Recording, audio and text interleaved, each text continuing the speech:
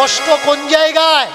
কীর্তনিয়া সেজেছি, ভাগবত পাঠক সেজেছি, ধর্ম প্রচার করছি, কিন্তু ধর্মগ্রন্থ সম্বন্ধে আমাদের কোনো নলেজ নেই। কারণ মুখস্থ বিদ্যায় কথা বলি, পড়াশুনোর ধার ধারি না। মুখস্থ বিদ্যায় কথা বলি, পড়াশুনোর ধার ধারি না।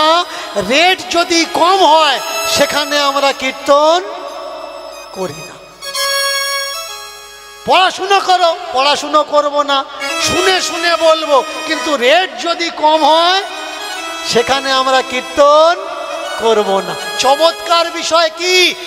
মূর্খেরা হয়েছে ধর্মগুরু, ধর্ম হচ্ছে নষ্ট। মূর্খেরা সেজেছে ধর্মগুরু, ধর্ম হয়েছে নষ্ট। ধর্মগামী ভক্ত যত অনুসন্ধানে পাচ্ছে তারা কষ্ট। শ্রীমদ্ ভগবত গীতা একটা শ্লোক আছে, অধ্যায় 4, শ্লোক নম্বর 11, যে যথা মাং প্রপদ্যন্তে তংস্তথৈব ভজম মহম। অর্থাৎ এর বাংলা মিনিং করলে কি দাঁড়ায়? যে যারা যেভাবে আমাকে আত্মসমর্পণ করে তাদের সেভাবে অবশ্যই আমি পুরস্কৃত করি। এটা হলো এর বাংলা মানে। এখন যদি আপনাকে কেউ প্রশ্ন করে যে আপনারা শিব, কালী, দুর্গা, লক্ষ্মী, সরস্বতী এতগুলো দেবদেবীর পূজা করেন কেন, তাহলে আমি কি আপনাকে এই গীতা থেকে এই শ্লোকটি তুলে ধরে রেফারেন্স হিসাবে বলতে পারি গীতায় লেখা আছে তাই আমরা করি? কত বড় মূর্খ আমাদের সমাজে দাঁড়িয়ে আপনাদের ধর্মীয় জ্ঞান দেওয়ার চেষ্টা করছে, বুঝতে পারছেন? এদেরকে আমরা এই কারণেই মূর্খ বলি। সাপোজ মনে করুন শ্রাবণ মাসে লাইভ হচ্ছে, দীনকৃষ্ণ ঠাকুরের পিঠ পিছে অর্থাৎ কীর্তন আসরে উঠে যে সমস্ত কীর্তনিয়া তার নিন্দা করেন, দীনকৃষ্ণ ঠাকুর তাদের ডাকছেন যে আপনারা আসুন, আমার সঙ্গে লাইভে বসুন, আত্মসমর্পণ করুন যে আপনারা কখনো গ্রন্থ পড়েননি, কারণ এ পর্যন্ত আমি যতগুলো প্রশ্ন কীর্তন আসরে দিয়েছি একটাও প্রশ্নের উত্তর আপনারা দিতে পারেননি। তারা আত্মসমর্পণ করছে না বলে দীনকৃষ্ণ ঠাকুর একের পর এক প্রশ্ন দিয়ে যাচ্ছেন এবং তাদেরকে ডাকছেন আমার সঙ্গে আসুন, বসুন মুখোমুখি এবং প্রমাণ করুন আমি ভুল তথ্য দিচ্ছি।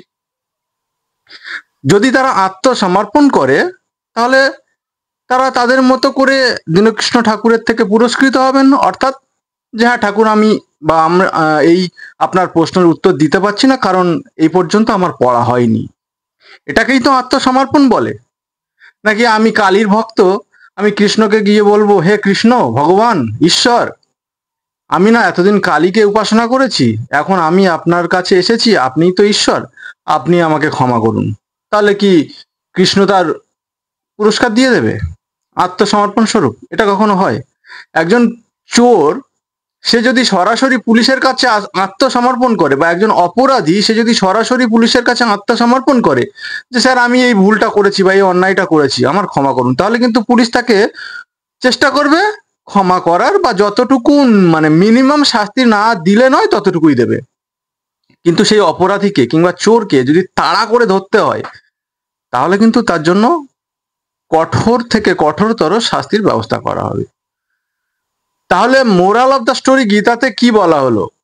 যে আপনি যাই করুন না কেন আমার কাছে আত্মসমর্পণ করুন, আমি চেষ্টা করব আপনার দোষ গুণ বিচার করে যতটুকু শাস্তি আপনাকে দেওয়া যায় বা যতটুকু পূর্ণের আপনি ভাগীদারি ততটুকুই আপনি আমার থেকে পাবেন। এই সমস্ত মূর্খগুলো আবার আসে দীনকৃষ্ণ ঠাকুরের নামে নিন্দা মন্দ করতে, ভাবতে পারছেন?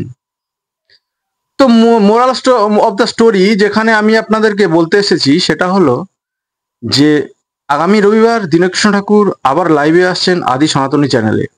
যদি কোনো পণ্ডিত কিংবা কীর্তনিয়া বাংলায় থাকেন আর আপনি দীনকৃষ্ণ ঠাকুরের পিঠ পিছে নিন্দা করছেন, তাকে আমি সরাসরি আমার চ্যানেলে আহ্বান করছি, আপনি আসুন দীনকৃষ্ণ ঠাকুরের মুখোমুখি বসুন এবং প্রমাণ করুন যে আপনি দীনকৃষ্ণ ঠাকুরের থেকে বেশি শাস্ত্রগ্রন্থ পড়েছেন এবং তার থেকে বেশি জ্ঞান অর্জন করেছেন, তাই তিনি তাকে নিন্দা করছেন এবং তার তথ্যের বা তার যুক্তির আপনি খণ্ডন করছেন। এমনকি আদি সনাতনী চ্যানেল যে তথ্য এই পর্যন্ত ভিডিওর মাধ্যমে দিয়ে রেখেছে, পারলে খণ্ডন করুন। তো এই হলো আমার আজকের ভিডিওর মূল উদ্দেশ্য। কিন্তু সোশ্যাল মিডিয়াতে বহু পণ্ডিত দেখতে পাওয়া যায়, তা আমার মনে হলো সেই পণ্ডিত যে তথ্য আপনাদের সামনে তুলে ধরেছেন, একটু বিশ্লেষণ করে আপনাদেরকে বলে দেওয়া উচিত। এদের থেকে সাবধানে থাকবেন, কারণ এরা সমাজে বিভ্রান্তি ছাড়া আর কিছু ছড়াচ্ছে না। যাই হোক, ভালো লাগলে ভিডিওটি শেয়ার করবেন, চ্যানেলটিকে সাবস্ক্রাইব করবেন।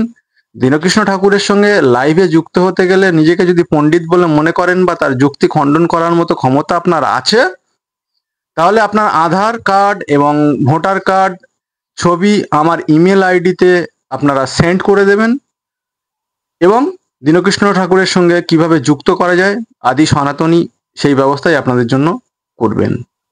মনে রাখবেন, মাথায় রাখবেন, আগামী রবিবার শ্রাবণ মাসের দ্বিতীয় লাইভ আদি সনাতনী চ্যানেলে আবার রাত্রি ঠিক 8টা থেকে শুরু হতে চলেছে। সঙ্গে থাকবেন। জয় শ্রীকৃষ্ণ, জয় সত্য সনাতন। কলঙ্ক মুক্ত সনাতন আমরা পুনরায় প্রতিষ্ঠা করতে চাই। আমরা চাই মালা তিলক পাড়া চৈতন্য নয়, আমরা চাই বাস্তব চৈতন্য। আমরা চাই ভক্তি আন্দোলনের মাধ্যমে যে চৈতন্যকে আমরা পেয়েছিলাম। আমরা চাই সাম্যের গান গাইতে। আমরা চাই সবাইকে সমান চোখে দেখতে, ভেদাভেদ নয়। তাহলে আমরা কখনোই সুস্থ স্বাভাবিক সমাজ গড়ে তুলতে পারবো না। জয় সত্য সনাতন। মানব ধর্মের জয় হোক। না তো গুরু পড়াশুনো করেছে, না তো শিষ্য পড়াশুনো করেছে, শুধু গুরুদেব বলছে আর শিষ্য শুনছে। শিষ্য যদি কোনো কথা বলে জিজ্ঞাসা করে, বলে আমি জানি না, ও আমার গুরুদেব জানে। কে বলেছে? আমার গুরুদেব বলেছে।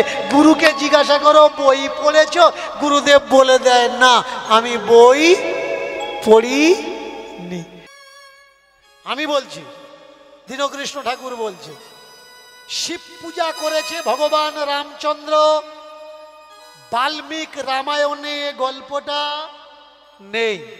আপনারা বলতে পারেন হয়তো তাহলে রামচরিত মানুষে আছে, তুলসীদাসের রামচরিত মানুষ এখানে আছে, কিন্তু শুনলে অবাক হয়ে যাবেন, তুলসীদাসীর রামচরিত মানুষে ওই গল্পটা নেই।